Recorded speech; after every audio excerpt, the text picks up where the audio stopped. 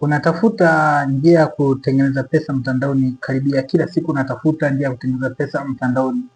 Sio kwamba huzioni, unaziona hizo njia za kutengeneza pesa mtandaoni, unaziona kila siku huko mtandaoni unaziona, lakini kasoro yako ni moja, hutaki kuanza. Anza na ulicho nacho, anza na ulicho nacho. Hiyo simu yako ambayo unaitumia hiyo ndio ambayo unaweza kuanza nayo. Ukianza na simu yako, usubiri kwanza na equipment nyingi na nini. Anza hatua ndogo ambayo upo nacho, halafu nguvu zako, juhudi zako ni nini?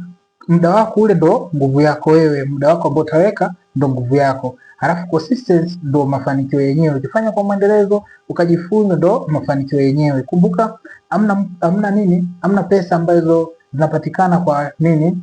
Kwa hivi tu unaanza kupata. Hapana, inaanza pesa ambazo zinapatikana ni juhudi za kufanya kila siku unavyofanya. Kadri unavyofanya kila siku ndipo mafanikio unayaona. Kila siku fanya, jifunze kidogo kidogo, fanya jifunze.